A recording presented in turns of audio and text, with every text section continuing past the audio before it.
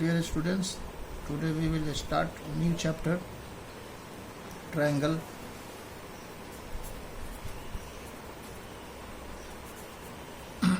Chapter number 6.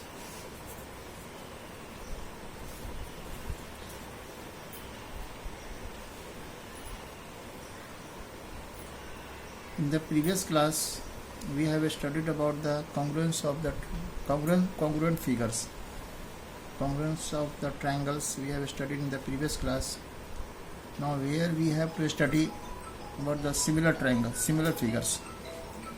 So first of all, we will know the basic difference between the congruent figures and similar figures. So what are congruent figures? Congruent figures. Congruent figures. Figures having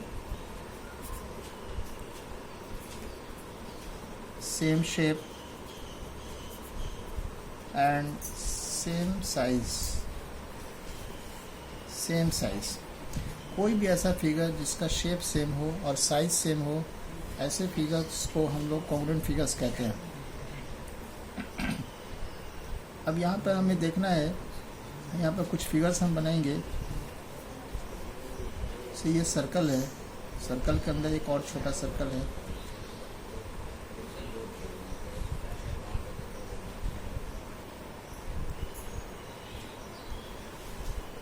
यहाँ पर दो circle है, एक अंदर में छोटा circle, एक बाहर बड़ा सर्कल। दोनों का रेडियस अलग अलग है। ये दोनों कॉन्ग्रुएंट नहीं हो सकते क्योंकि दोनों का रेडियस अलग अलग है, डिफरेंट रेडियस है। ये फिगर अंदर में जो सर्कल है और ये बाहर में जो सर्कल है, इन दोनों का रेडियस सेम है। ये दोनों कॉन्ग्रुएंट हो सकते हैं क्योंकि इन दोनों का सेम शेप है, सेम साइज है, रेडियस इक्वल है, इसलिए कॉन्ग्रुएंट होगा। यहाँ पर एक फिगर ऐसा है जो ये किसी के भी कॉन्ग्रुएंट नहीं है, इसका रेडियस बिल्कुल ही बाकी सबसे डिफरेंट है। लेकिन यहाँ पे एक चीज़ इम्पॉर्टेंट है कि इन सारे सर्कल्स का शेप एक जैसा है, सारे राउंड हैं, सर्कल हैं। ये अलग बात है कि इनका साइज अलग अलग है। तो ऐसे फिगर्स को हम लोग क्या कहेंगे, इन्हीं के बारे में हमको इस चैप्टर में ट्रायंगल्स में पढ़ना है। इसको कहते हैं similar figures. Similar figures. Figures having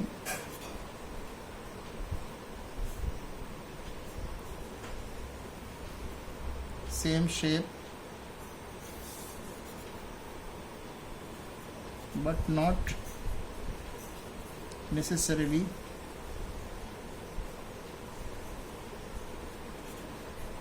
same size। Similar figures में दो फिगर्स सिमिलर हो सकते हैं। कब हो सकते हैं? अगर वो दोनों का शेप सेम हो, लेकिन कुछ ज़रूरी नहीं है कि उनका साइज़ सेम हो, साइज़ डिफरेंट भी हो सकता है। तो यहाँ पे जो बेसिक डिफरेंस है कॉन्ग्रुएंट फिगर्स और सिमिलर फिगर्स में यही है। कॉन्ग्रुएंट फिगर्स में figures having the same shape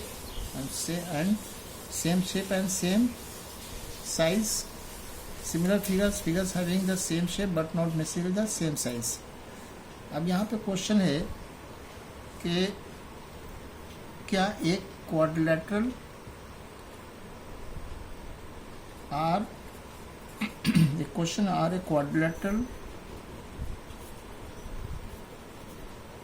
quadrilateral and a circle can be similar।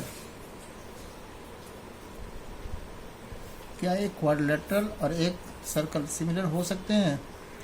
ऐसा नहीं हो सकता क्योंकि जो सिमिलरिटीज़ के जो कंडीशंस हैं उसमें कोई भी पॉलीगॉन्स सिमिलर कब होंगे? जब उनके नंबर ऑफ साइड्स सेम हो। Any polygons having the same number of sides, any polygon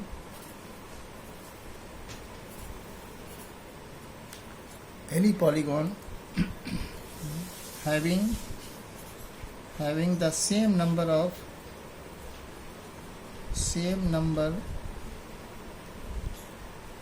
of sides will be similar.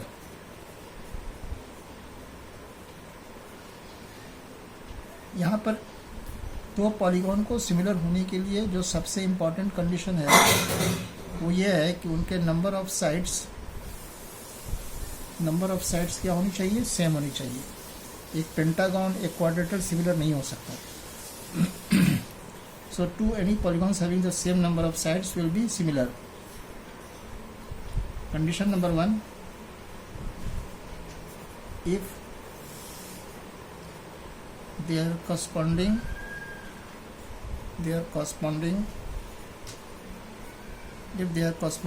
angles are equal, and the condition number 2, if the ratio of their corresponding sides are equal. दो polygon similar कब होंगे? जब उनके corresponding angles equal होंगे. Number 2, अगर उन दोनों polygons के करस्पॉन्डिंग साइड्स का रेशियो इक्वल होगा. अब यहाँ पे एक इम्पॉर्टेंट चीज़ है, जैसे हम यहाँ फिगर बना रहे हैं,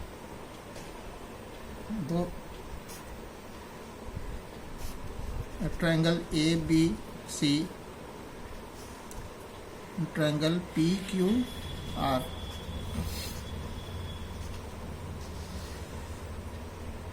दोनों ट्रायंगल सिमिलर कब होंगे? जब angle A equal to angle P, angle अगर बी एंगल क्यू के बराबर है, एंगल सी अगर एंगल आर के बराबर है, साथ ही उनके करस्पॉन्डिंग साइड्स का रेशियो अगर इक्वल है, A B upon P Q equal to B C upon Q R, and this equal to A C upon P R. अगर इन दोनों ट्रायंगल्स के करस्पॉन्डिंग साइड्स का रेशियो इक्वल है और उनके करस्पॉन्डिंग एंगल्स इक्वल हैं, तो दोनों ट्रायंगल सिमिलर कहलाएंगे. अब यहाँ पे चूँकि करस्पॉन्डिंग साइड्स का रेशियो इक्वल है, तो इस करस्पॉन्डिंग साइड्स के रेशियो को हम लोग यहाँ पर स्केल फैक्टर भी कहते हैं.